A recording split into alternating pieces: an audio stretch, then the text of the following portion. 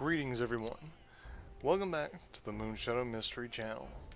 As always, I am your rainbow-eyed bug pony host, Compound Eyes. Better known to you as Moonshadow Mystery the Changeling, aka Moonlight Shadow the Changeling. and today, while yes we are inside the game of Fallout 4, this is not a typical Let's Play. This is not Moonshadow Plays. No, in fact, welcome to Lore and Theories with Moonshadow Mystery. Or as I am in this world, Sentinel.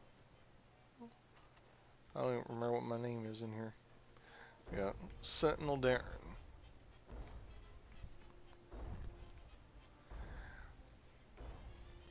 And what are we covering in Lore and Theories? Well, quite simply, today, since this is going to be the start of a brand new series, which I don't know how long it's going to take me to actually get episodes made, and you're going to have to forgive me for, the occasional stall and whatnot.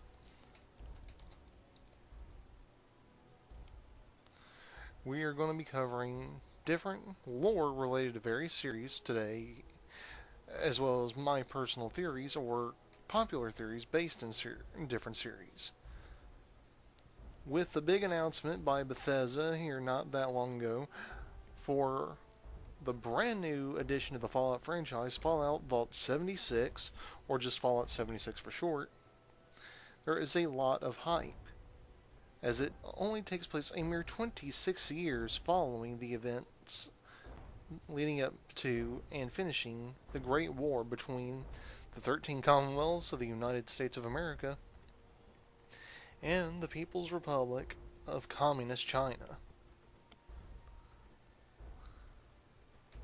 Now, this is important as this is prior to the Master, prior to the super mutants of Vault 87, prior to the emergence of the Enclave. Now mind, it is immediately following the founding of the Brotherhood of Steele. However, it is prior to the contingents that moved from California at Lost Hills all the way to the Midwest, Texas, the capital Wasteland, and eventually the Boston Commonwealth. Now some of you are going to say, but Compound Eyes, you silly changeling. Todd Howard, the current main man of Bethesda Studios, has already stated his views on Fallout Tactics Brotherhood of Steel and Fallout Brotherhood of Steel not being canon as far as his views on it. Well, and yes, I realize that is true. However, it is my personal belief that they are, in fact, canon, even though he doesn't consider them to be. Now, I want to cite that the main reason he doesn't consider these two games canon is because they feel so much drastically different than every other Fallout game. Maybe, now, I realize we're just standing around here at the moment, but as you'll notice, up above us is the Pridwin. Stomping around is Liberty Prime Mark II. And of course we are at the Boston Airport, current HQ of the Brotherhood of Steel.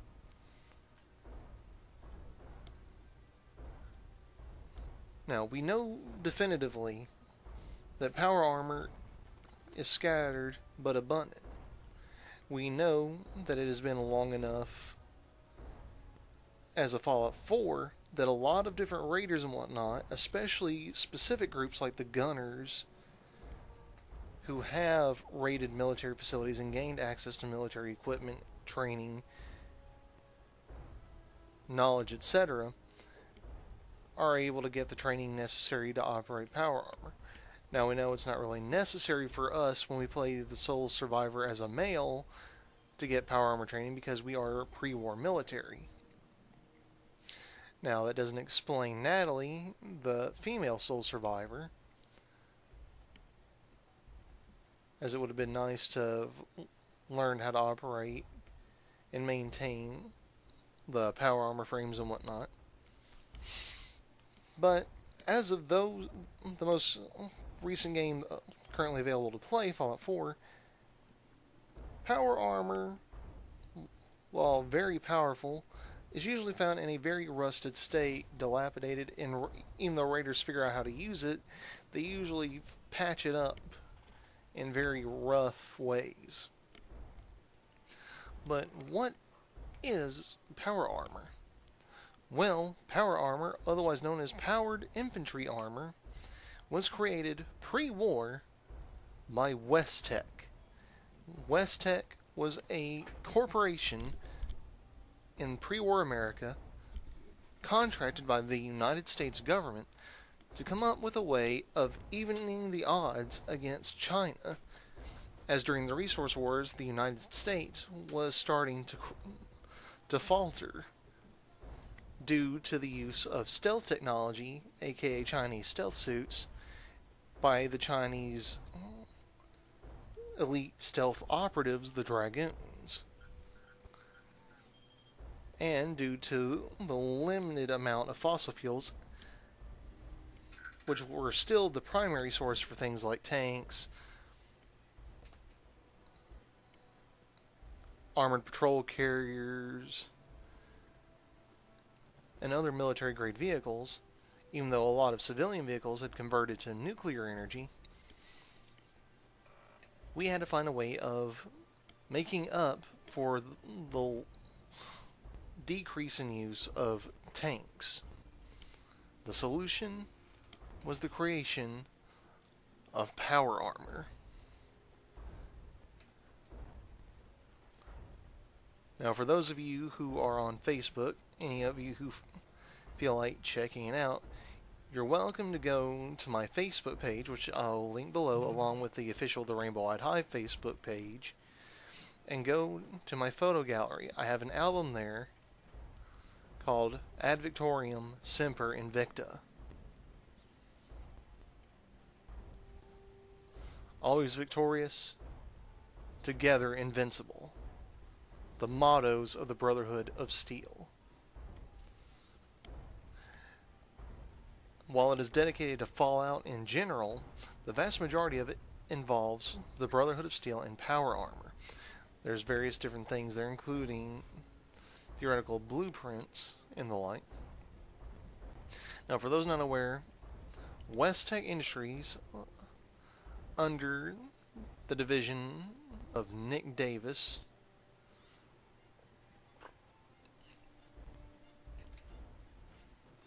is not only responsible for power armor, but the FEV. That's right, the Forced Evolutionary Virus, which was originally created as a combat to the new plague.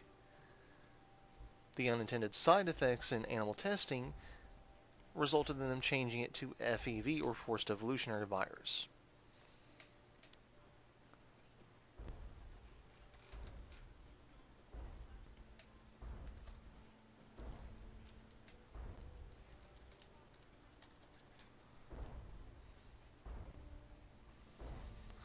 I apologize for the various pauses. I know we're almost 9 minutes in, right about 9 minutes in. But let's start with the basics. Now, we know that power armor is the face of Fallout for the most part. With the exception of Fallout New Vegas, Fallout Brotherhood of Steel, that's the PlayStation 2 and Xbox game, and presumably Fallout Vault 76, I don't know for sure. Every single solitary Fallout game, well, aside from Fallout Shelter, the cover features some form of power armor.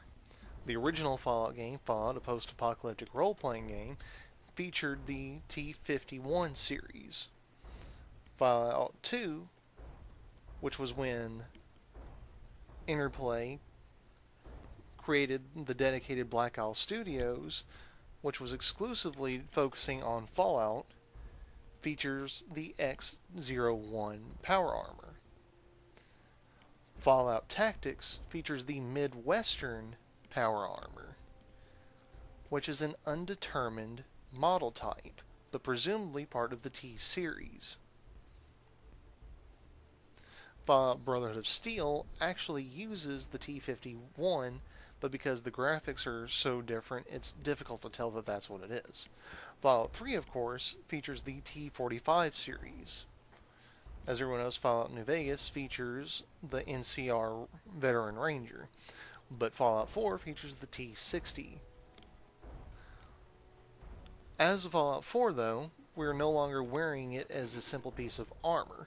We get the details of the hydraulic actuators, the pneumatics, the things that make power armor feel as it's supposed to. A single individual as a heavy artillery unit. The literal knight in shining armor in the battlefield. Now we've got some pieces of armor in here. I think I've got duplicates of one. But we're not going to use that duplicate. Matter of fact, we're just simply going to strip the standard Brotherhood of Steel 2 type T60B of its main outer armaments. This, of course, is the power armor frame.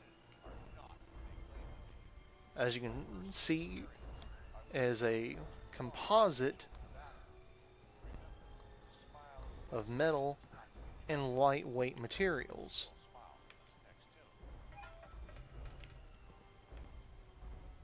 While you can't really see all the mechanics, it is presumed that there is supposed to be a piece in the forearms here that your fingers slip into that allow the manual dexterity in order to properly manipulate other items while wearing the armor. These shoulder pieces are universal, which is what the pauldron's attached to. Without the armor, you can see the various gas and fuel lines used to transfer the fusion microfission core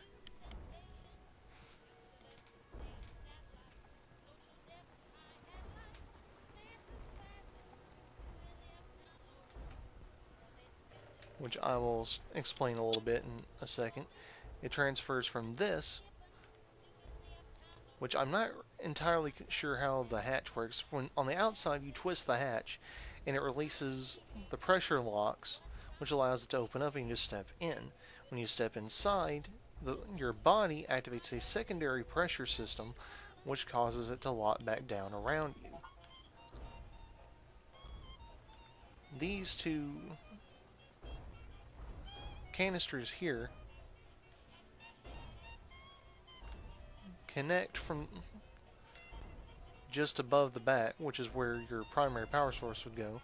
I'm assuming they are filled with some sort of coolant which helps regulate the power and temperature of the microfission cell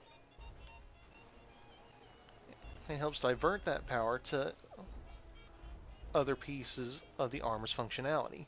Now, it is true you can move without a fusion core inside these. You move a little more sluggish. That is why training is essential, because you have to learn how to manipulate and move in these large, heavy suits, which usually weigh about anywhere from 50 to 100 pounds without the armor.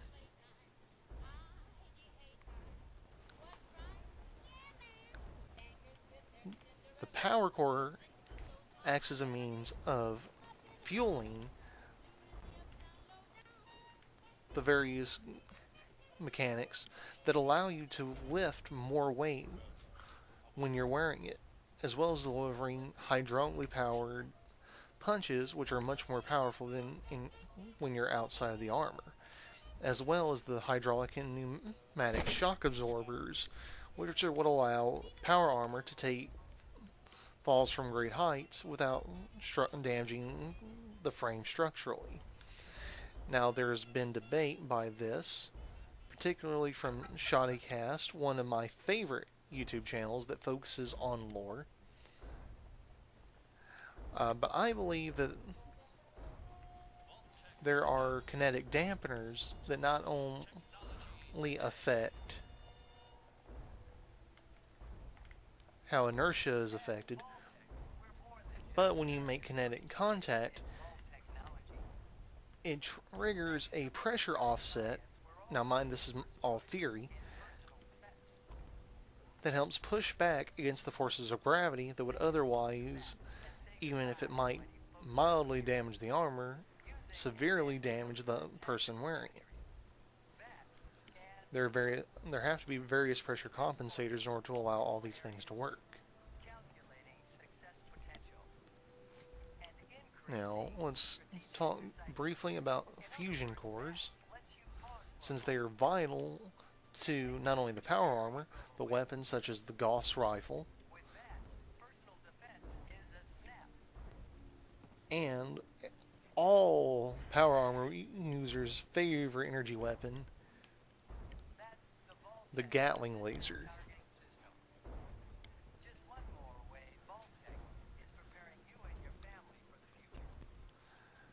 Now mind, there's not a lot known about these other than the fact that they are not truly fusion, which is clean energy, clean, self-sustainable energy, but fission, which is the same thing that happens in power plants, which is why I suspect these canisters contain coolant, which cycles through the armor, not only helping to distribute the fusion cores, or rather the fission cores, power supply to the various systems, but also help to regulate the cooling. Similar to the radiator in your standard vehicle. Cycling water in order to help cool itself, using air intake taken in from your vehicle's grill and air intake valve in order to cool that.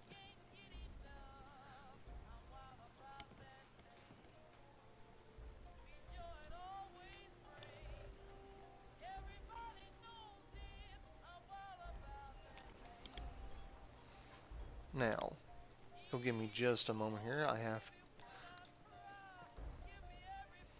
to get some more info. But while we're waiting, a few minor changes have been made to the base here. As you can see, we have pieces marked CC00, Module, and Piece. That is part of the Creation Club's Captain Cosmos gear. As you can tell, we have two different ones. This, I removed the USAAF, or USSF,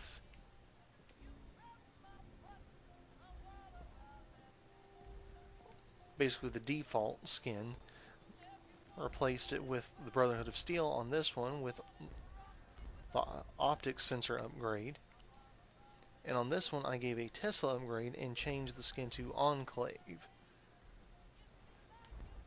simply to have a reminder of the Enclave. We'll get to that in a minute.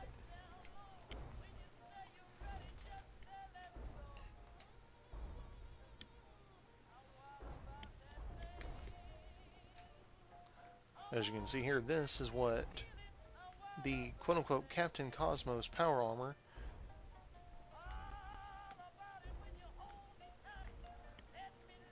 is supposed to look like. This is, and I'll explain a little bit about this here in a little bit. Like I said, I'm trying to get to the information I need in order to properly explain things to you. And I better turn this off so I don't unintentionally get a copyright strike, even though all this should fall within the parameters of fair use.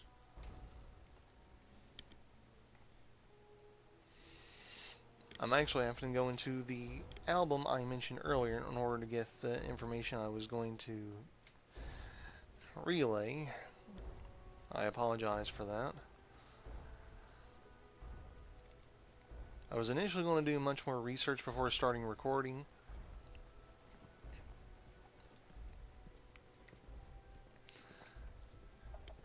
However, I've got some free time right now, and I felt this was worthy of taking the time. Go ahead and get it done.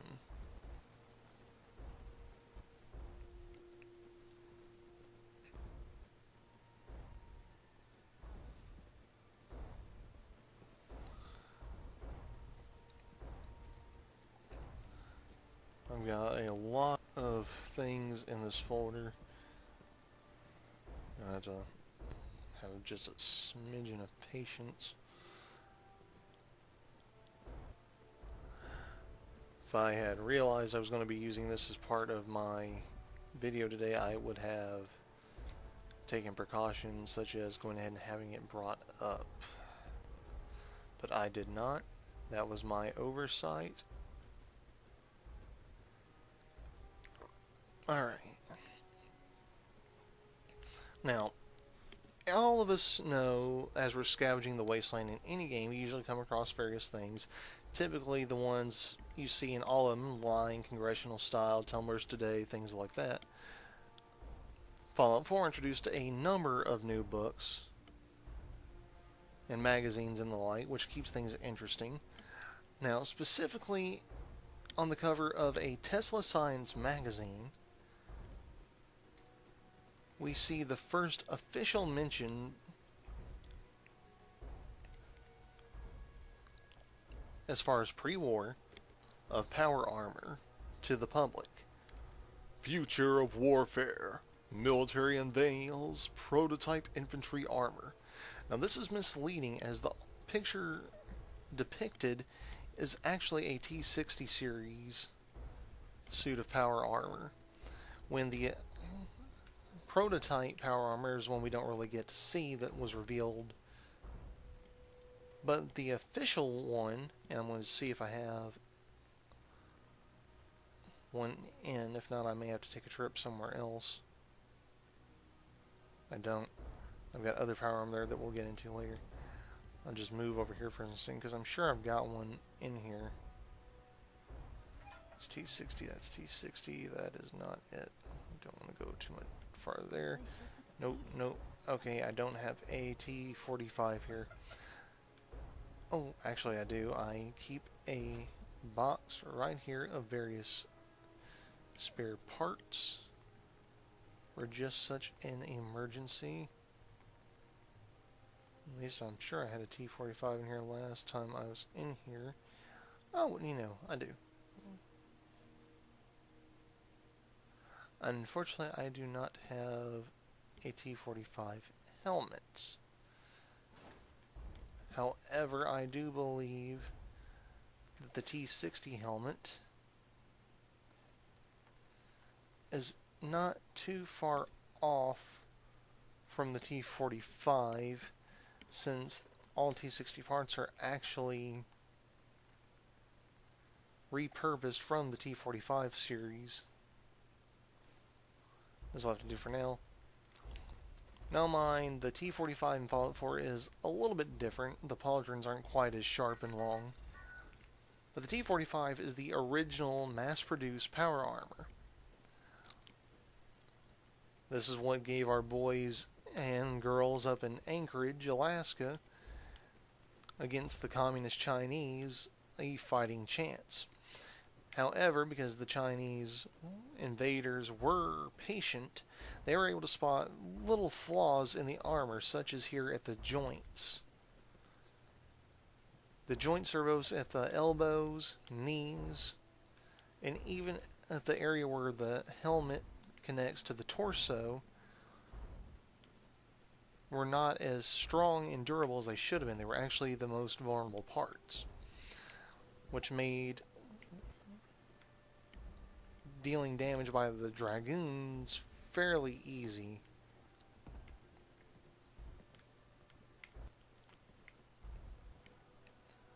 Which is why eventually the T45 series gave way. Sorry.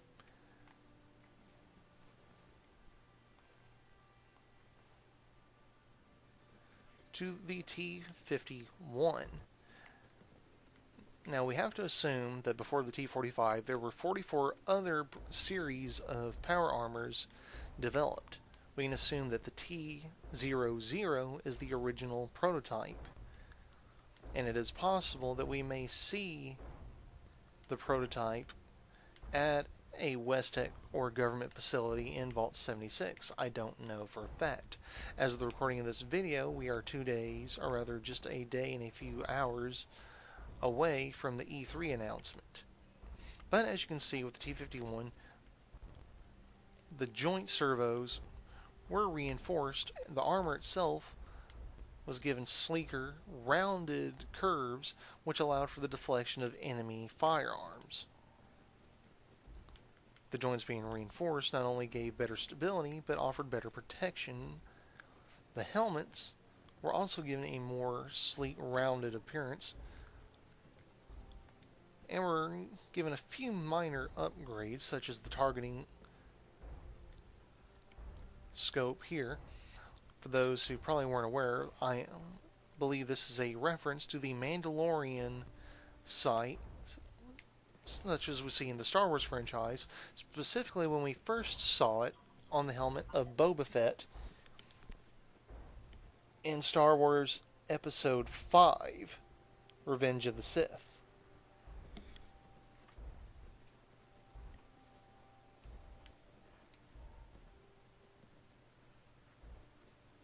I think it was Revenge of the Sith. I get the names confused.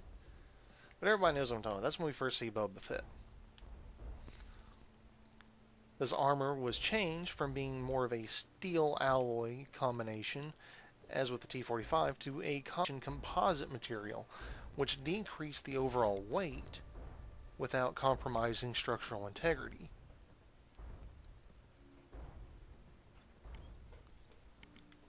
And as you can see here with the T51 series, they created a way to protect the neck area.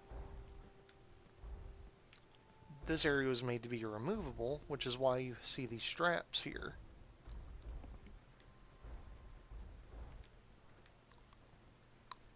These kind of details were somewhat visible with the original two games, but because of the limitations of the graphics back then, they weren't able to do that. And since Bethesda was still getting their feet wet with the Fallout franchise, we didn't get to see these kind of features incorporated until Fallout 4. However, for those of you like myself who are fans of Fallout New Vegas, there is a mod that exists for Fallout New Vegas that puts the Fallout 4 T60 in to Fallout New Vegas, functioning exactly as it does in here without the benefit of weight. The downside, you have to travel to the Deathclaw Promontory, which is one of the most dangerous areas in the Mojave Wasteland. Moving on, the T51 series was actually the pivotal piece of equipment used for the definitive victory in Anchorage. Mind, they were not made in abundance until shortly after Anchorage was won. But the first few units were sent to Anchorage, and they were responsible for the victory. Mind, those units were winterized. We know this because in Fallout 3's DLC, Operation Zeta, there is a pre-war U.S. Army soldier wearing a winterized suit of T51. There's a reference to that because you can actually add the winterized coating to the armor here. What is especially interesting is the fact that that soldier, as well as a couple of others who have holotapes that you can discover on the ship where they were interrogated, were all from the same company, the same platoon, the same troop as the sole survivor, Nate. Moving on, there were variants such as the medic variant. That was actually a bit of a reference to StarCraft by Blizzard Entertainment, because there are some similarities between the StarCraft soldier armor and the Fallout armor. And you can also say there's similarities between that and Warhammer's armor as well. But the design, the color choices, and the effects of the medic power armor, which you can discover in Fallout 3 if you're willing to risk your lives with Deathclaws yet again, distributes chems to the wearer in order to allow them to fight longer, or at the very least make it back to safety. You can get similar effects here. I believe it's a legendary piece. I have it somewhere. I don't know where. But while the fighting was taking place as U.S. forces invaded China, following the victory at Anchorage, Westek was pressured by the government to further the development of power armor. The result, as we know, was by taking the excess T45 series and improving it, as opposed to starting completely from scratch. Now mind, as there is a total of 9 series of power armor between the T51, well technically 8 between the T51 and the T60. We can assume that those models never made it into mass production, so it's very likely we could see maybe a handful of fairly rare models of power armor that we've never seen before, which is where we'll lead into that other one, which ties into ShoddyCast. As you can see here, they took the same pauldrons, they cut off the ends here, and they took those end pieces and they moved them down and lower in. This made them shorter, thus giving the enemy less to hit, but it also had the effect of rounding the edges, creating a similar deflection to the T51, though the T60 is not quite as tough as the T51 series. The chest armor was rounded a little bit as well, with these two chest hand bracing pieces, which I believe were used to help attach the torso piece to the armor frame. Just like the T51, a lot of the joint servos were reinforced, but aesthetically it's not that much different. Even the helmet is just barely different from the T45. Not significantly enough to point out.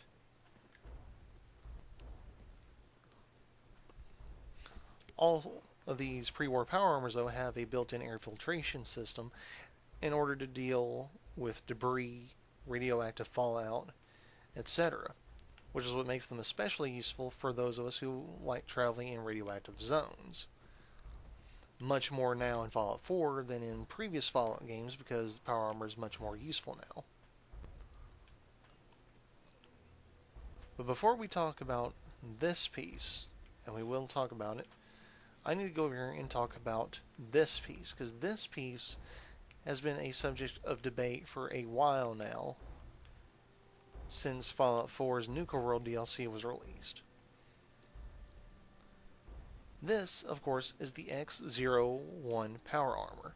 These were made in very, very small numbers prior to the Great War by Westek Industries.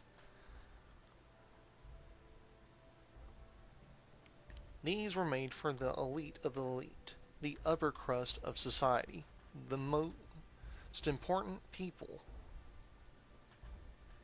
Basically, those who eventually became the Enclave. As we all know, the Enclave themselves had access to pre-war schematics, blueprints, information, etc., due to the fact that they were composed of pre-war government officials. Now, a few of these units were created and modified by Westek for civilians as advertisement pieces, not only for various companies, not unlike the Nuka World T51 power armor or the Slocum Joe's donut scheme, or even the Vim scheme, or the paint jobs for Abraxa, sugar bombs, etc. These were done in part between Westek, the US government, and the various corporations as a means of not only advertising their products, but serving as a inspiration to recruit people into the United States Armed Forces to help fight the Communist Chinese for the last remaining fossil fuel reserves and uranium reserves on the planet. Now you can tell this is the epitome of pre-war technology. The pauldrons are integrated into the torso itself. They are fully rounded, they encompass all the way behind the helmet of the power armor. The helmet itself is shortened significantly, with various tubes and cables connecting the helmet once it's on to the armor itself in order to better circulate air and other vital pieces.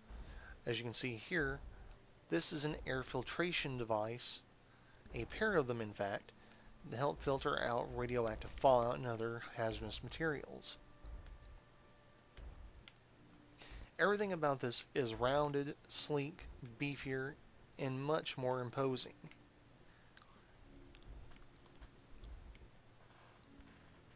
The only known one of the X-01 series that was made for civilian use was due to a contract forged between Westech and the U.S. government and John Caleb Bradford, owner of Nuka-Cola, at Nuka World, in exchange for the experimentation of quantum as a military aid in order to help John Caleb Bradford get what he wanted.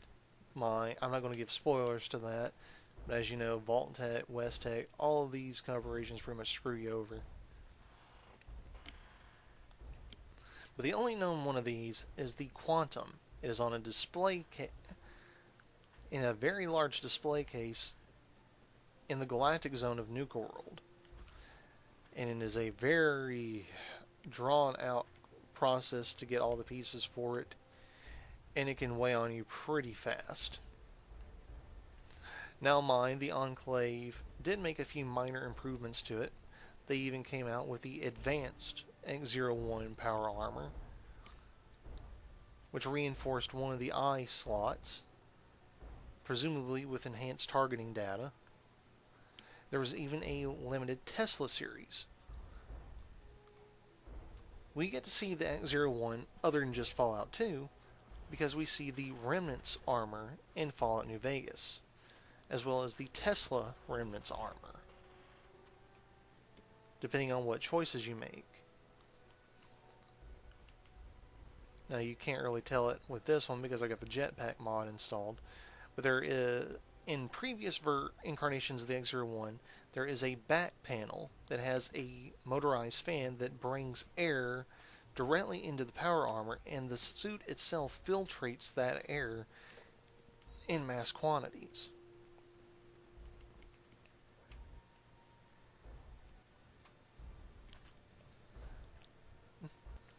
Now we're going to be getting into some other stuff shortly. Ignore all these. This is part of a Mobile Suit Gundam themed mod pack I have. I am a huge bit of an otaku. You've probably seen these in previous videos. But let's go over here past my Exemplar Legendary Armor, which is my favorite one. I haven't used it a lot lately. Before we talk about this one here, we're going to talk about this in a little bit more detail. Now, Captain Cosmos has been referenced in a lot of the different Fallout ones, even in a Fallout 3 advertisement for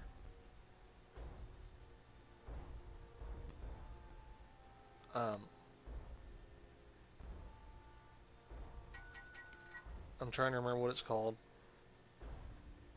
Pulaski Preservation Shelters.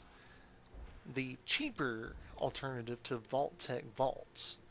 They were supposedly supposed to allow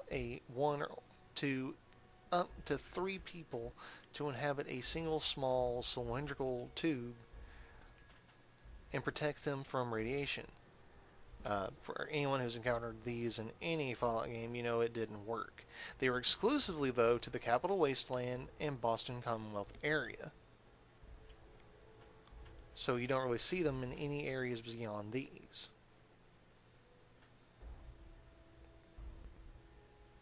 And there was a finite number of them, so not very many people would actually get to use them.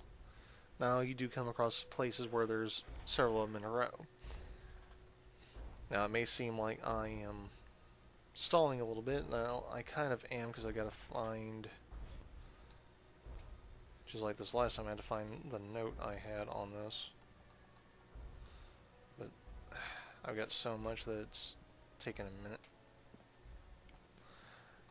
Alright, hold on a sec.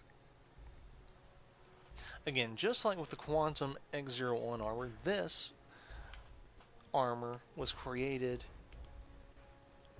as part of a pre-war program, but recolored, retextured, and semi-repurposed in order to both promote the United States government's agenda as well as reinvigorate the popularity of Captain Cosmos.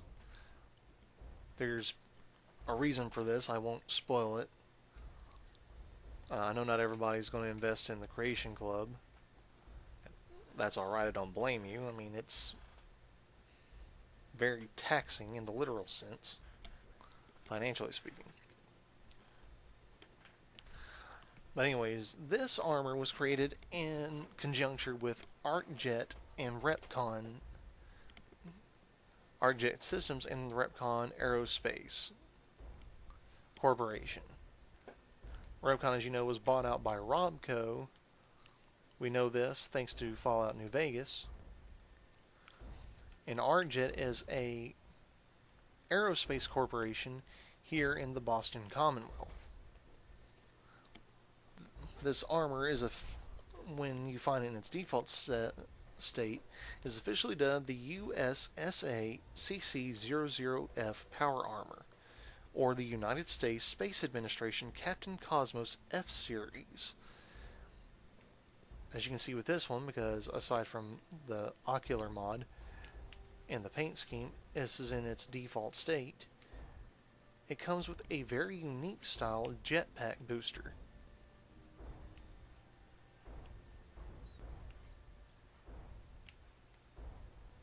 This looks like something similar to Rocket Man, what you see in various sci-fi pieces, whereas this jetpack is more akin to the real life deal, with a primary propulsion jet aiming straight down to the ground,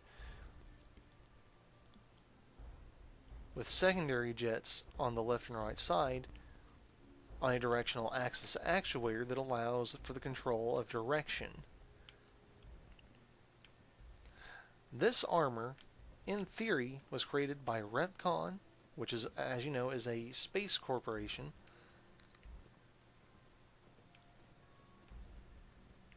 Dealing with rockets and the like.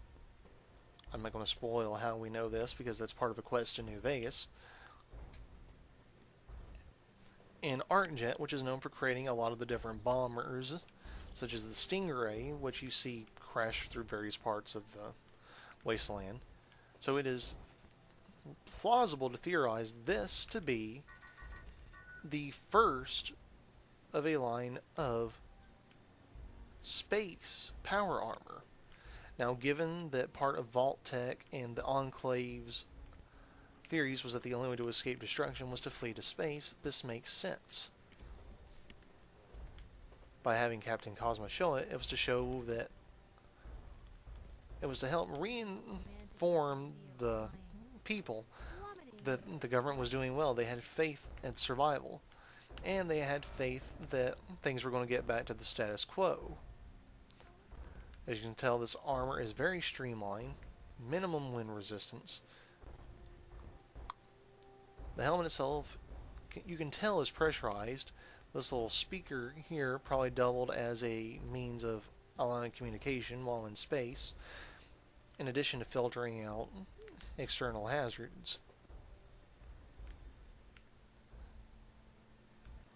You can tell this model has the Tesla mod, which looks a lot more interesting than on previous ones. Very cool. I mean, look at that. That looks like something you would see. And you can tell with this coloration that it's modeled after the same type of spacesuit worn by Buzz Aldrin and Neil Armstrong, the first and second man respectively, to first set foot on the moon. The suits they wore. Mind this one features the legitimate Moonwalker style without the jetpack. But that's fine. Now you may be wondering, when am I going to get to this? Okay. This is the T49 power armor. We do not see this power armor in any sort of official canon. This armor is unique as it is part of ShoddyCast. For those familiar with ShoddyCast, they know that this is the unique armor worn by none other than the Storyteller.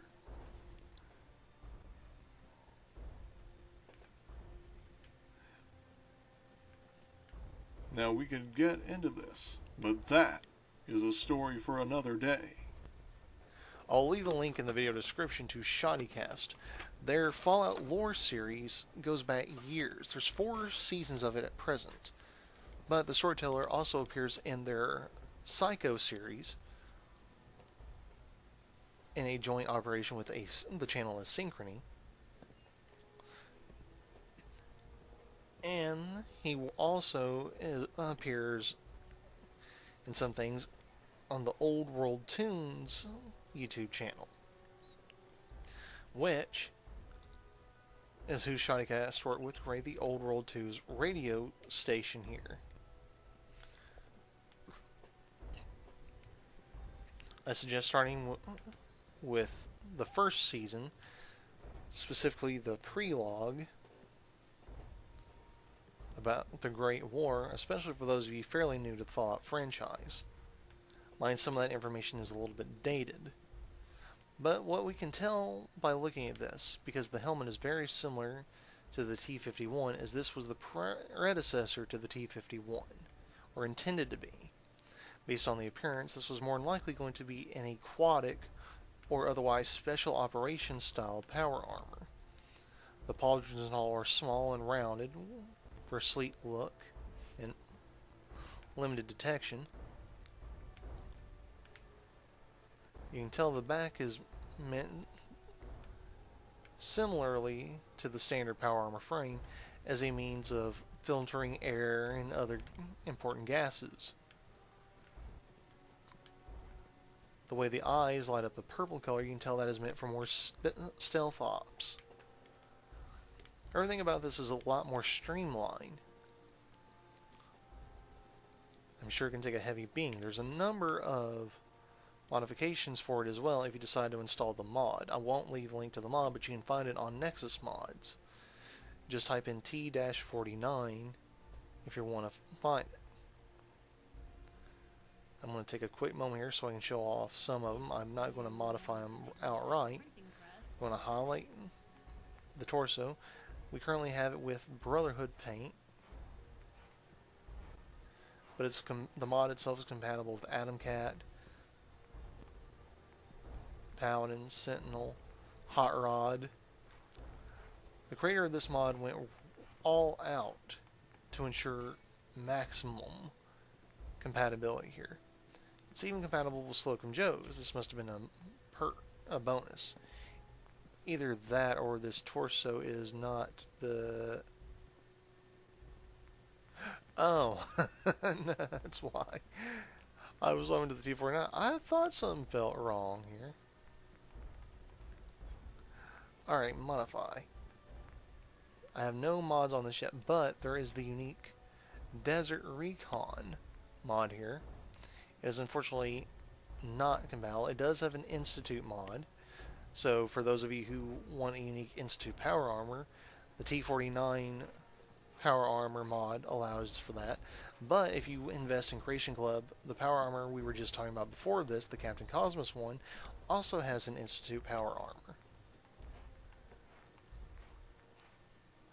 This armor also has a White Death armor, which is more of an Arctic style. And unfortunately, that's about it. It's got about 3 styles.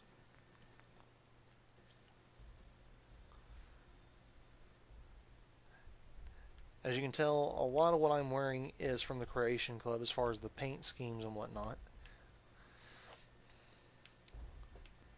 Now we're going to go over here. This, everybody, is the the Brotherhood of Steel Midwestern Power Armor. This is an unspecified T-series of power armor. Similar to the X-01, it has rounded pauldrons. It is my personal theory that this is perhaps a prototype of the X-01, probably the official last of the T line of power armors before the X-01 was officially constructed. Since it is part of the Midwestern Brotherhood, it was probably released exclusively in the Chicago area, similarly to how the T60 was released in the Boston Commonwealth area.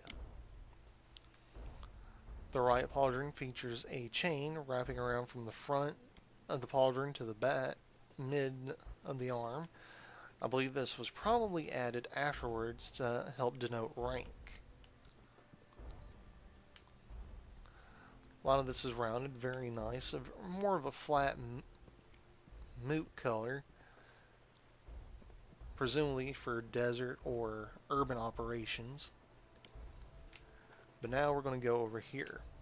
I have this ties into my standing theory of the unspecified T-Series power armor and the Enclave's X-02 advanced power armor as seen in the Capital Wasteland.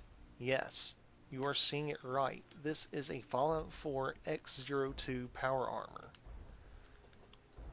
This is part of a mod I use. You can find it fairly easily on your own. And stepping back and looking at them, you can see where I'll leave a link in the video description below to my DeviantArt page, which is where my theory is at. A lot of the similarities between these two. Of course, the X-02 is supposed to be an improvement on the X-01.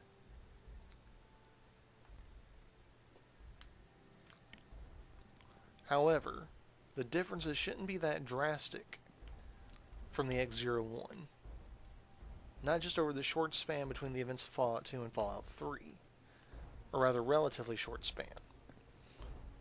But if the Enclave, in their effort to reach the Raven Rock base on the East Coast, stopped in at the Chicago area to refuel their vertibirds at the Chicago airport,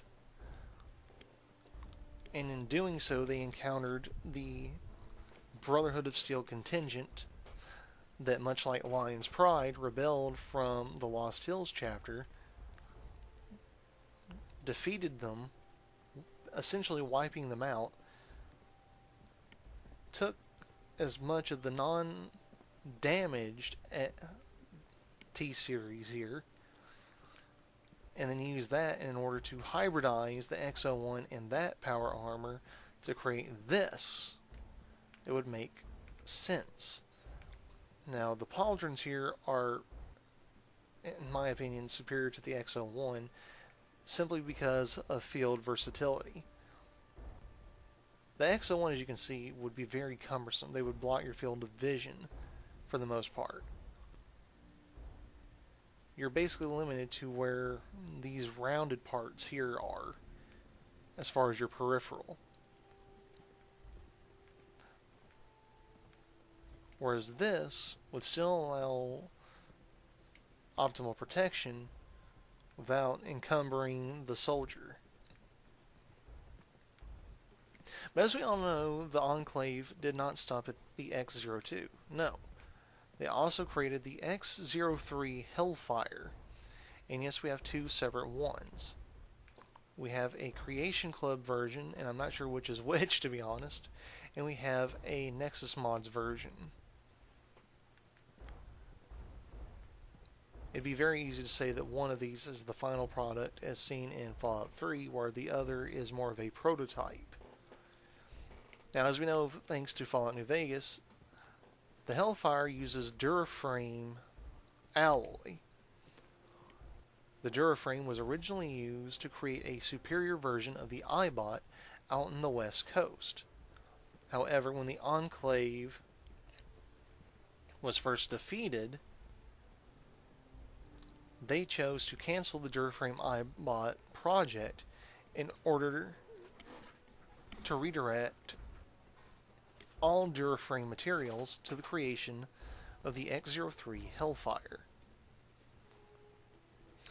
As you can tell, the Hellfire maintains more closely to the T60 and the X01 the rounded pauldrons. Short, but usable. And a almost completely rounded helmet. This optimizes the overall defense of the armor, but because this Hellfire is made exclusively for basically a napalm brigade, this armor is reinforced to thermally protect the wearer from intense heat. This also gives the added bonus of protecting more from plasma weaponry.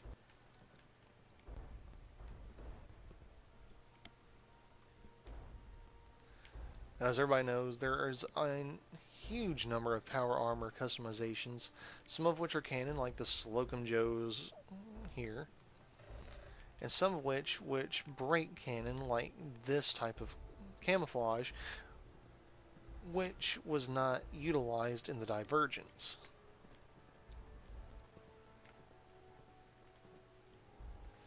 But we're neglecting something, aren't we? Raider armor. Raider armor takes advantage of pre-existing parts on the frame itself, but then they take things like, as you can see here, welding helmets, scrap rebar. I'm assuming most of these was salvaged from cars, forklifts, things like that, and then just slapped on and welded wherever. But wait, we're forgetting an important piece, aren't we?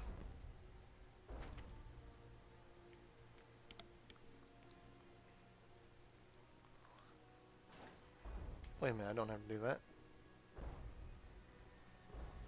It may take a while. I've been having issues with fast traveling. But the Overboss. The Overboss is one of the most advanced power armors as far as Raider armors. But it's not the only one. As everybody knows, Bethesda released 2 different unique power armors. Well, 3, counting the X03 Hellfire, in their Creation Club.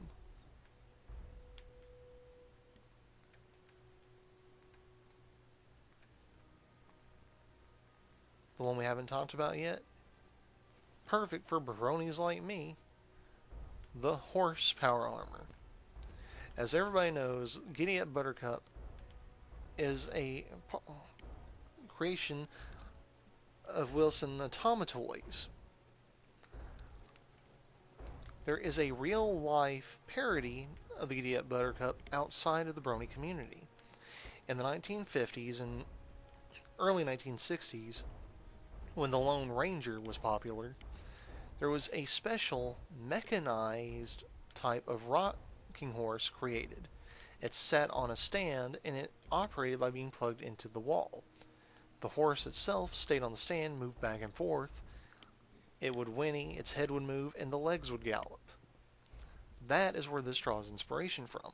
Now mind, the horse armor itself is, in fact, drawn from the brony community, and it has a number of unique coloring possibilities. However, this armor has very high jump, very fast speed, and aside from the X01, is one of the strongest power armors in the game. And this was created by a raider who was obsessed with Giddy Up Buttercup. Dismantled as many of them as it could find, and found ways of attaching the armor, or rather the bodies of these Giddy Up Buttercups to the power armor frame. This would creep a lot of people out just by looking at it. But it is impressive. I'm just going to leave this like this. I'm going to take my fusion core out, though, because I don't want anybody showing up. I mean, this can't be turned into a settlement or nothing, but I don't want random people showing up to take it. We are right about an hour, a little over an hour into this. So we're doing pretty good. But before we go looking for our Overboss armor, we're going to utilize another one of our mods from ShoddyCast themselves by popping in our Wasteland Codex holotape in order to get a better understanding of power armor. For this part, I'm going to be quiet. I am going to check settings though, because I need to make sure volume is up on voice and everything. Here we go. As the resource crisis deepened, the United States' ability to deploy mechanized divisions eroded, spurring the development of technologies that would allow mechanized cavalry units to retain combat capability. Power armor started development in 2065, eventually becoming one of the greatest inventions of the pre-war world. Research, development, and countless failures paved the way for tremendous advances in military sciences, construction, and of course, nuclear fusion.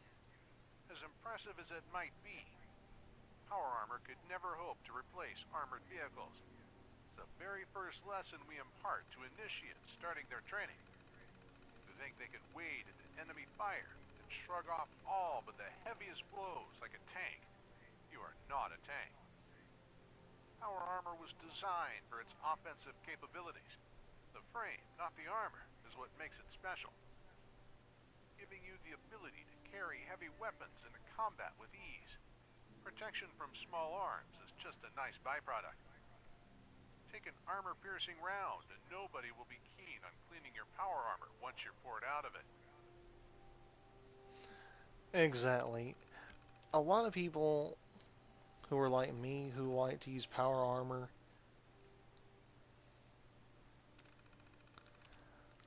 as sort of a heavy armor, players of TF2 and the like who love to go in guns blazing, we tend to take for granted the fact that power armor is not invulnerable. It makes you feel invulnerable, yes, not unlike Tony Stark in his Iron Man armor. As we saw in Iron Man 3, that armor can be broken. And when it is, you're only as good as you are skilled. We're going to skip customization. We've already covered, or rather I've already covered, a lot of these armors myself.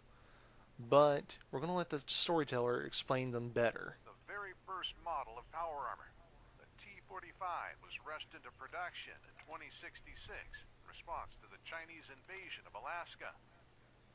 The communist superpower went all in, using their last reserves of oil to support its infantry and armored divisions in a desperate attempt to seize the last notable reserves of black gold in the world.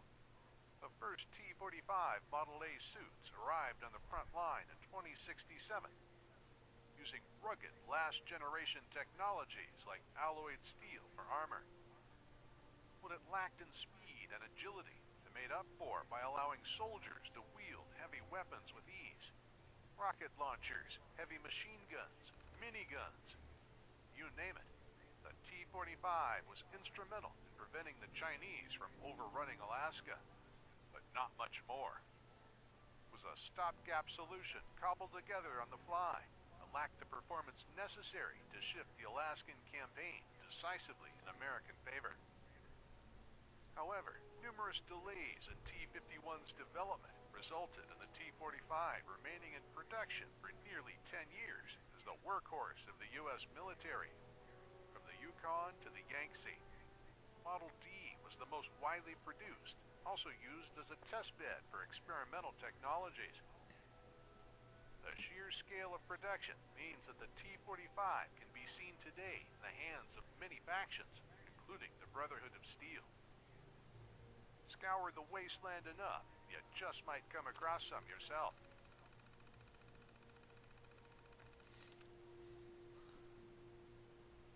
The very first model of power armor, T45, was rushed into production in 2066 Alright, hold on, I didn't. in response to the Chinese invasion. So yeah, there were some things I got wrong as far as the T51's introduction and all. But like I said, the T45 was instrumental to the victory over Anchorage. I was wrong with the T51, but I'm not afraid to admit that. But let's hear more about the T51. After the success of the T45 in Alaska, the scientists at Westech continued their work on power armor, developing technologies that would address its shortcomings, enhance mobility, protection, and access to more firepower for its wearer. The need for an upgrade became painfully apparent in 2074 when American forces invaded China. Mechanized cavalry forces equipped with the aging T45D suits were insufficient to decisively break through Chinese defenses.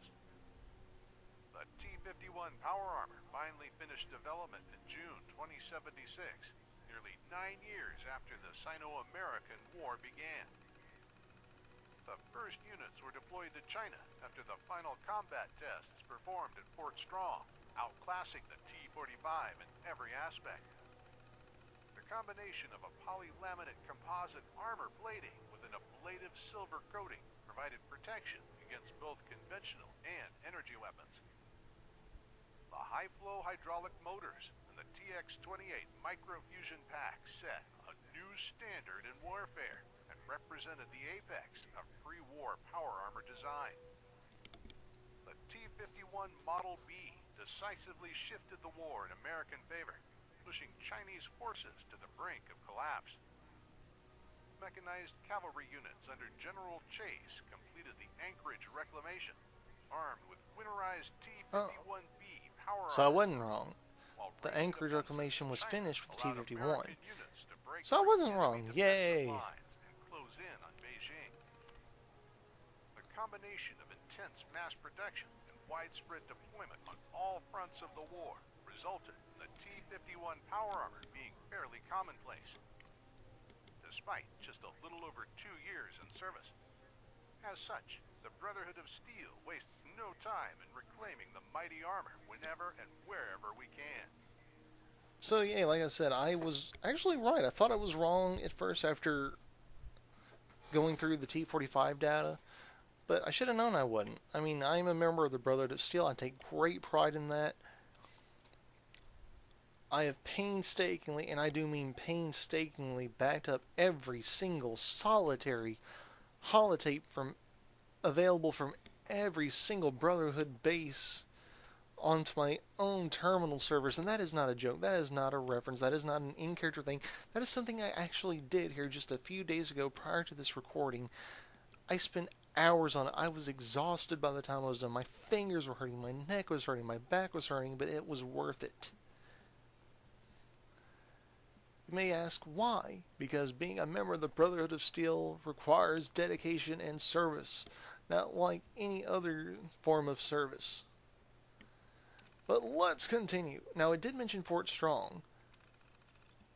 As many of us who play Fallout 4 know, Fort Strong is also where the Fat Man shoulder-mounted nuclear catapult was developed and tested, even though we do find it in various places across the Wasteland. Primarily in the capital and Boston Commonwealths, but also very sparsely in the Mojave area. It was most likely brought that way thanks to Enclave troops who had access to that technology, or by military troops who were in transit when the nuclear bombs were dropped on their way either to or from, active duty. A lot of potential there. Now let's cover the T60. After 10 years in service, the venerable T45 series of power armor was pulled from the front line. However, in a world beset by resource shortages, nothing goes to waste, leading to a program aiming to update the T45. So many advancements were made that the military eventually decided to reclassify the project as a new power armor model. The T60s sport all of the amenities you might expect from the T-series of power armor. a bulletproof visor, air filtration system, and onboard urine recycling for clean drinking water, coupled with a modified armor layout and greatly improved materials used in its construction. The T60 might not be as elegant, agile, or versatile as the T51, but it can take a beating and remain in combat. For that reason, Elder Arthur Maxson in the Eastern Division of the Brotherhood selected the rare T60 series and put it in the hands of their soldiers. The lack of agility or speed is hardly a problem when we have a fleet of BB-01 vertibirds, and they do not. Due to the scarcity of sources, my fellow scribes continually bicker about why the precise reason why the T60 was created in the first place. If I had to guess, it's probably because the T45s had a hard time getting through doorways with those pauldrons. And the boys in T51s got tired of waiting for them to catch up.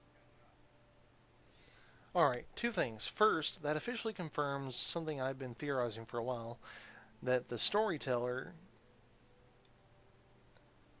or as I often refer to him when I'm discussing with others as the Chronicler, is a scribe, a special scribe, more than likely a head scribe, or a field scribe, who was issued a prototype power armor suit in order to better allow for the gathering of intel. Now, he's more than just a regular scribe, though, because he has excellent combat tactics, and he's been at this since at least around the events of Fallout 2. This is confirmed in the Fallout lore series on the ShoddyCast channel, because he met the original president of the NCR, or rather the second president of the NCR.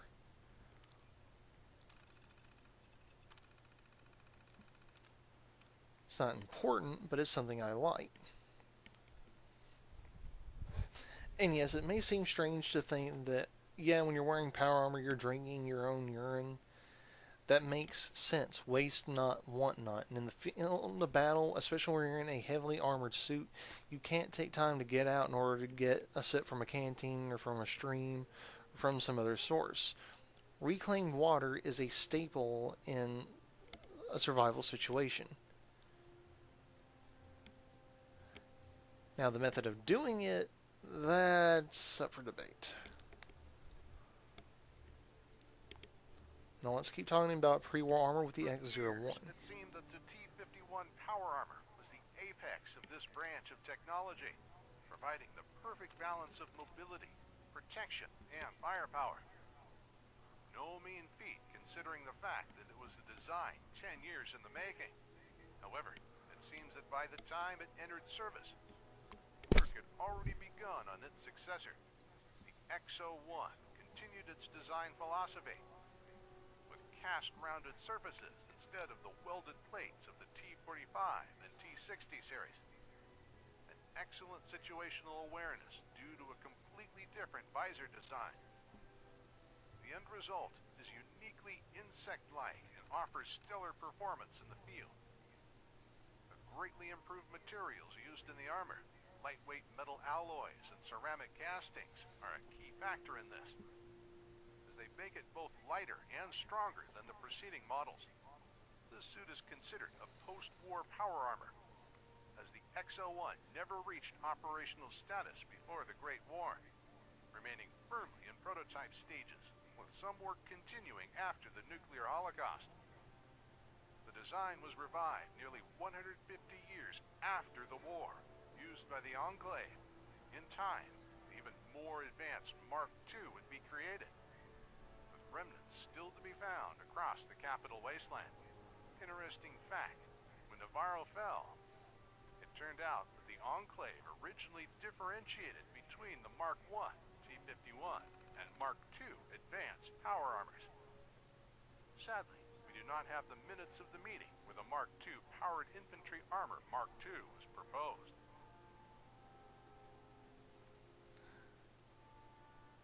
Well, that settles that definitively, but yes. While I made comments of the pauldrons of the X-01 potentially being a view-blocking thing, the way the helmet of the X-01 was designed greatly improved situational awareness because unlike the narrow slits of the T45, T51, and T60 series, which were designed to minimize the potential of the failure of the bullet-resistant plating used for visual awareness, the eyes on the XO1 were much larger. That allowed for a greater depth of field. The XO2 advanced power armor utilized by the Enclave at Raven Rock in the capital Wasteland continues this trend. And as we saw, the X03 was similar. Now let's talk about Raider armor. A specific series of power armor than a Wasteland curiosity. Raider power armor is an example of mankind's unending adaptability. Lacking access to the tech necessary to maintain the various models of power armor. The few raiders crafty or lucky enough to have a working West Tech brain frequently restored ruined components using salvage and whatever tools they have on hand. These raider units lack elegance and refinement of proper power armor models, but are extremely easy to maintain and modify. All you need is a welder, steel scrap, and a bit of patience. Still, I would be caught dead in it.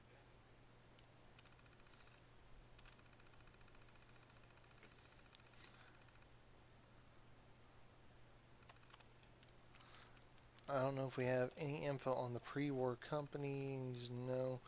I need to go around to these pre-war companies in order to gather more intel. But we're just about done with today's lore and theories video. You're going to have to bear with me. I would fast travel.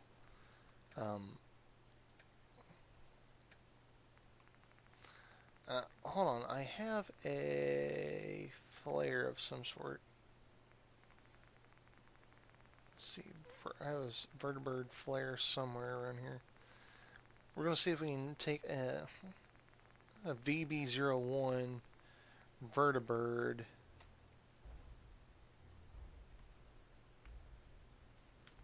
to our final stop. It would have been nice to see all this in its prime.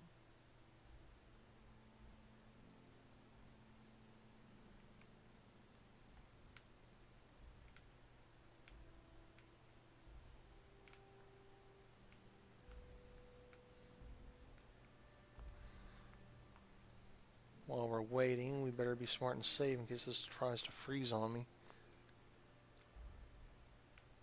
Wouldn't be the first time it's happened.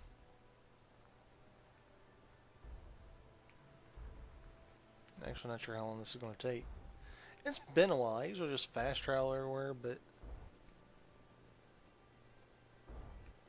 there we go. Oh, don't you dare crash.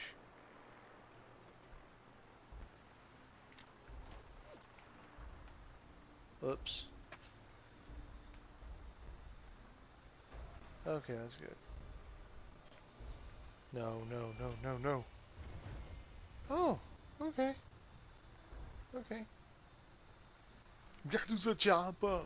Yeah. We're going to go like Arnold Schwarzenegger. We're going to go around. We're going to go around the minigun. Hasta la vista, puppies.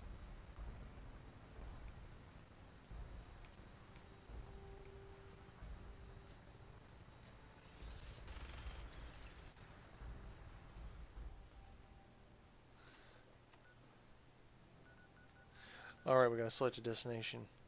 Well, the destination we're going is none other than Sanctuary.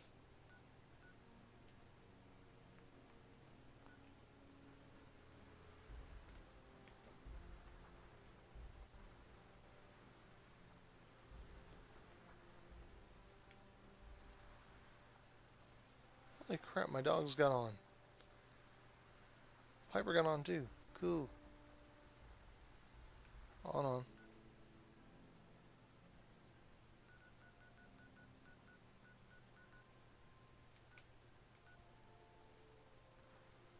Welcome aboard, Sentinel.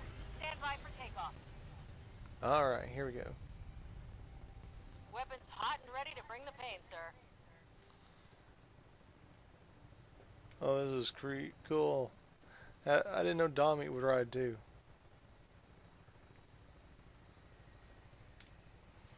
We're going to try and not just randomly shoot things because we don't want to hit innocent people if we can help it.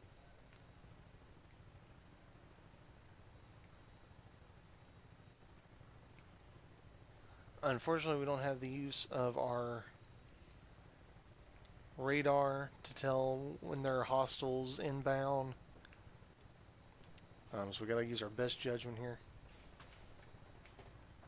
Whoa.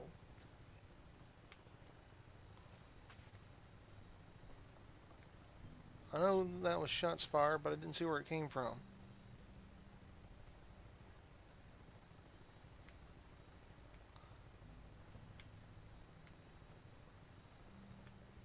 Hope we don't get shot down.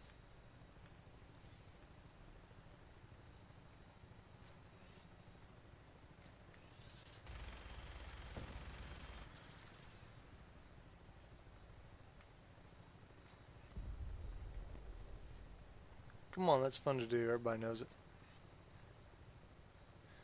Now, there are raider bases all over these bridges, so this is where we're going to have to keep our eyes peeled.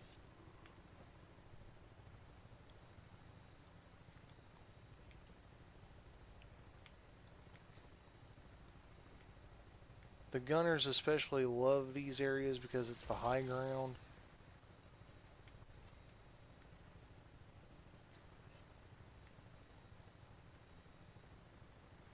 And I swear, no matter how many times I quote-unquote clear an area, they always repopulate.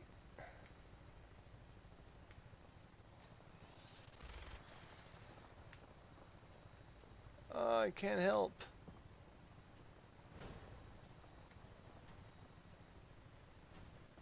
But yes, I can.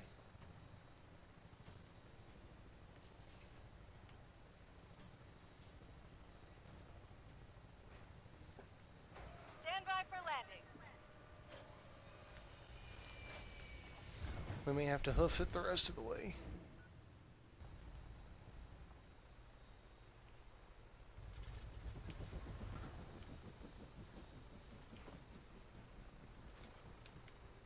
We're going to swap to one of my favorite weapons, the Final Judgment. Oh, come on. I know sprinting is usually not something you want to do, but I have been saving up.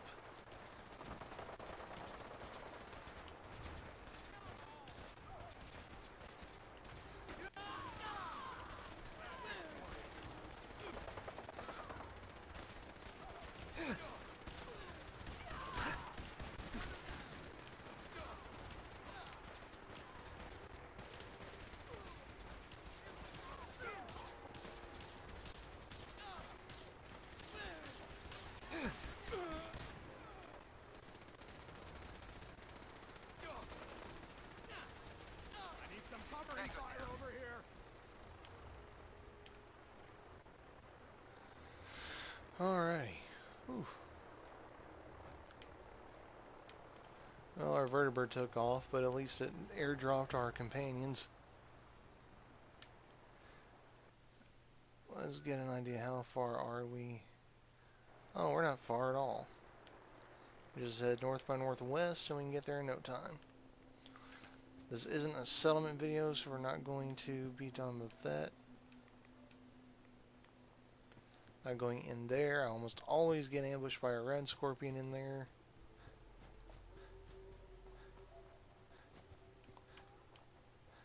Nope. We're near... We got a wild Brahmin herd. We're a lot closer than I thought we were.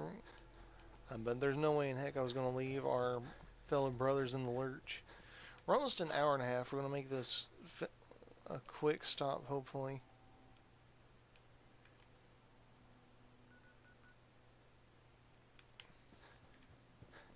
Start heading this way. We're near Concord.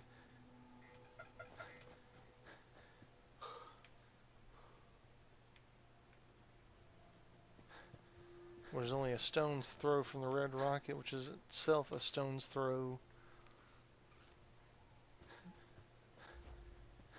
Right now, Dummy, I don't care. This is not an exploration video, even though it looks like it at the moment. Hopefully I got the mic on. I think I do. I hope so. I actually have a Let's Play. I was in the middle of editing when I realized that all the audio for it failed. And that was a major bummer. Like, I was just severely disappointed. I just never realized I'm not in my power armor, which is alright. I got, bukus. Bit of a Brotherhood technophile. Makes sense. My current rank in the game is, of course, Sentinel. Although as far as my mindset, I think I'm more akin to a scribe. Not unlike the Storyteller. Nothing wrong with being a scribe.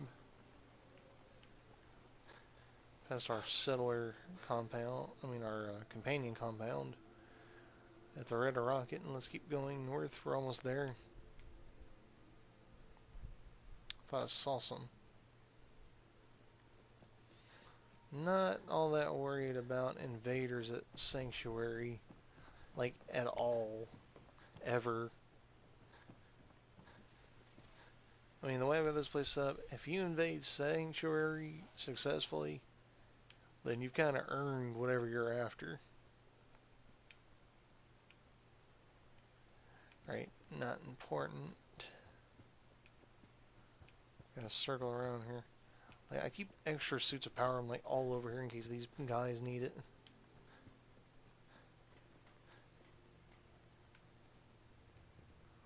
Hope everybody's at work. You see, this kind of paint scheme, not lore friendly, but I like it. Same here. Not lore friendly, but sure looks cool.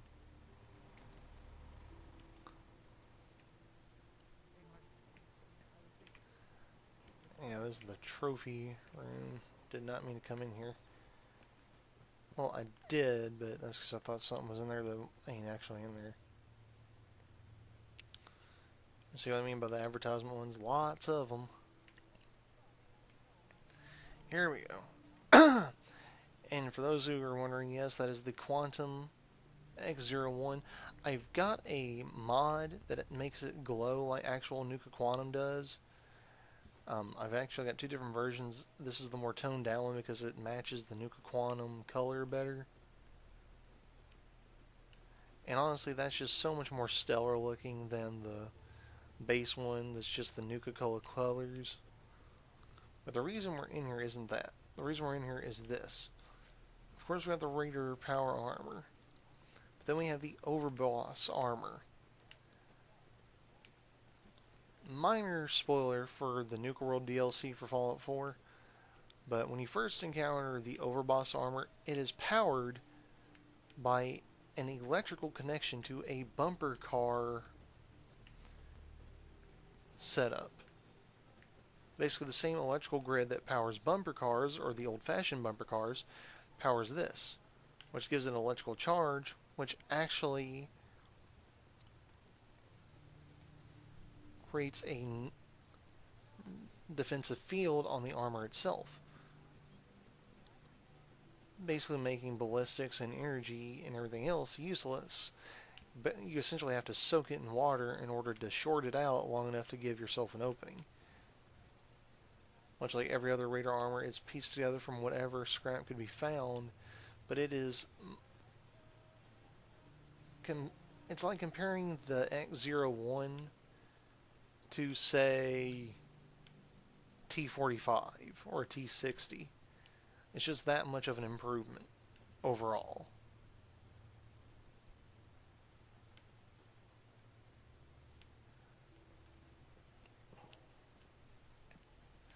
The Overboss power armor is, of course, owned by Coulter. when you first encounter it. You can see it still has the connector here. We're getting into it. I don't think it's going to make a difference because I tried getting to the horse armor in order to get new details. Oh boy, that's a lot of metal. Didn't help here either. But that is it. That is essentially our history.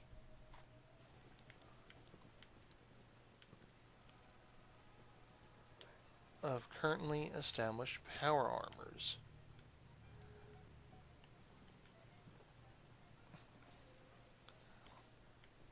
We're going to come in here for a moment because this is where I set up my first display after I first became a Brotherhood of Steel member with basic stuff.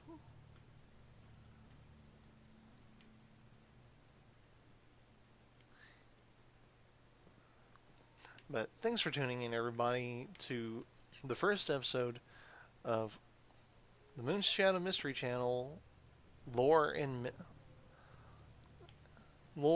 myths, and theories.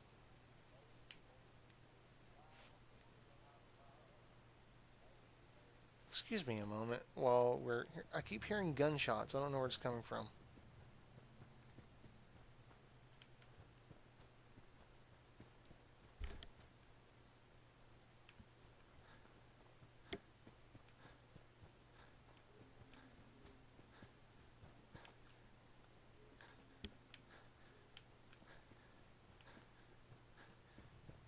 Oh, I thought I was hearing gunshots. It may have been the sound effects by one of my robots.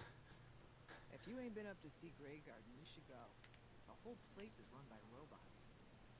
Good God. Everybody meeting up for happy hour.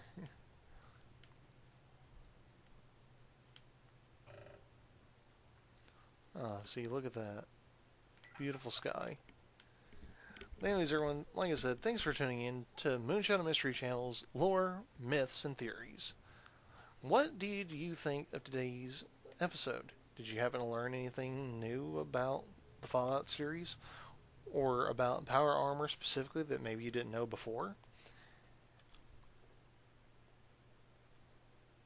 And what about some of the armors we've shown off? Such as the ones from the Creation Club. Or if you've not played Fallout 3 or Fallout New Vegas, some of the other armors that maybe you hadn't seen before because you didn't play those games. I have met people who never really got very far in Fallout 3 because they said the atmosphere after leaving the vault was so depressing that they just didn't feel like they could make it through it. And I can understand that. Fallout 3 compared to Fallout New Vegas is a much more dismal feeling.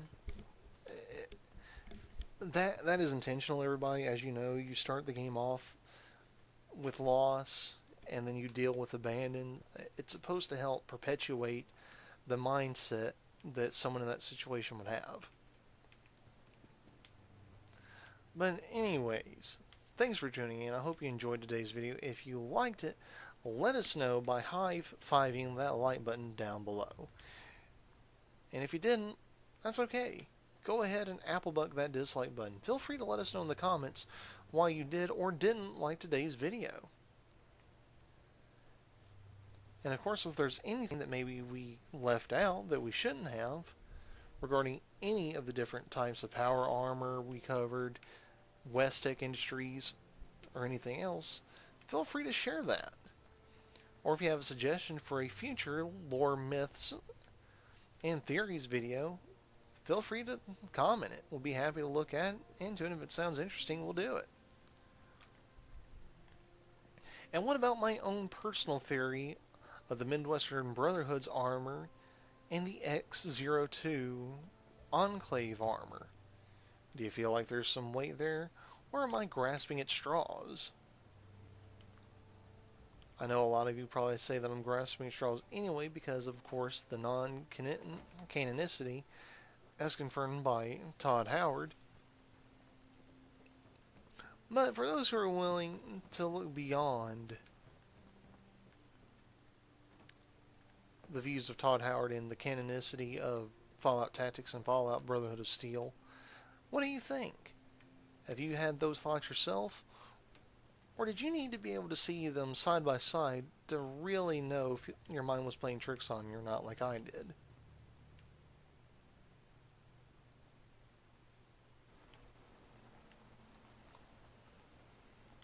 Feel free to let us know in the comments any suggestions for future content or questions that you would like me to answer. If I get enough questions, I may even do a Q&A video. That's something I always say, but it's something I wouldn't mind doing. As long as the topics are kept, reasonable.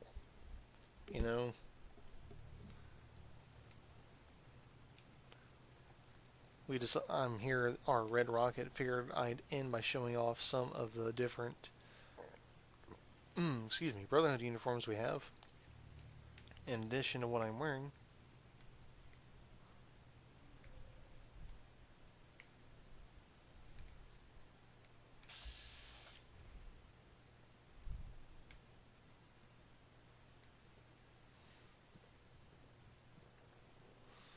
We're going to take a moment and go TFC here.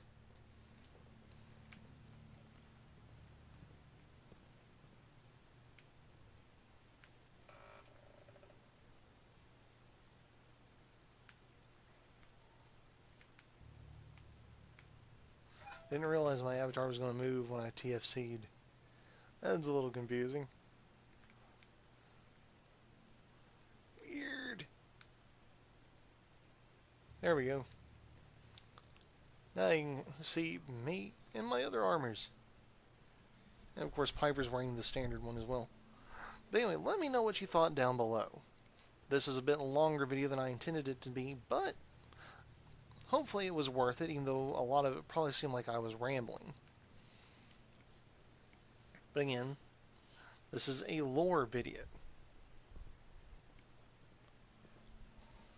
So it was going to be a little bit different than my normal thing. I had originally intended on incorporating some clips, images, and the like from previous Fallout games as we were discussing this topic, but I may include some of those in the end credits. As always, if you're new to the channel, not sure if you like today's video, or if you want to become a subscriber yet, click my name above the video description and go check out everything else we have. We've, of course, got plenty of Let's Plays, but we've also got character videos, reactions, reviews, song covers, impersonations, and other things. And of course, I'm always open to suggestions from the viewers, so let me know if there's something different you'd like me to do. And that includes mods. If there's a different type of mod you'd like to see featured in a Let's Play in the future, let me know. I'll give it a look.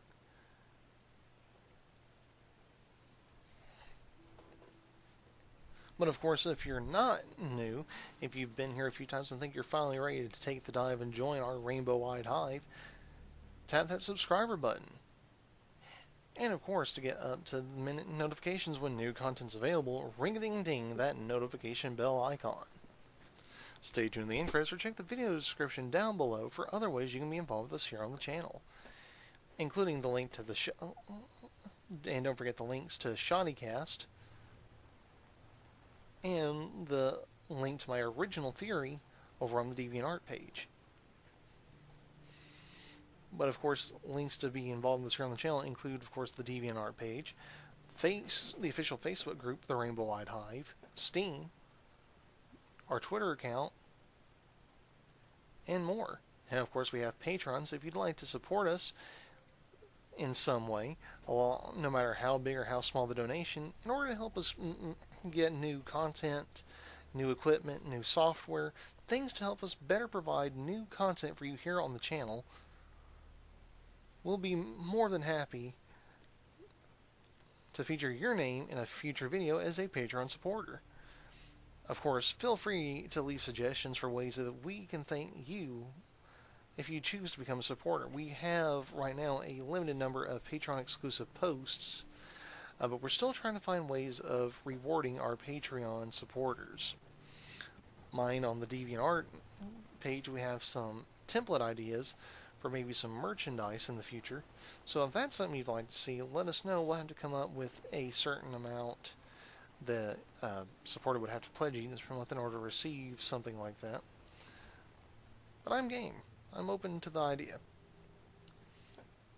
Now, of course, if you'd like to submit fan art, either of some of the content we've covered here on the channel, myself and my OCs, feel free to submit it to one of the links provided.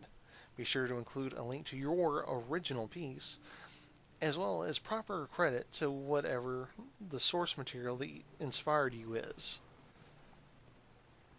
And don't forget to include a name that we can associate with your piece so that we don't unintentionally take credit for something we didn't do. Submitted art will be featured in the end credits of a future video. Or maybe even before the video starts. It just all depends. But that's all the time we have for today, everybody. This video was way longer than I intended. I hope you have a great rest of your day, a great rest of your week, and a great weekend ahead, depending on when you get around to viewing today's video. As always, remember, don't go changing for anyone but yourselves. We hope to see you right back here as we get out of the hay and into the fray in the next exciting video. As always, remember, don't go changing for anyone but yourselves. Did I already say that? I feel like I already said it. I don't know. But we hope to see you right back here. Same changeling time, same changeling channel for the next video.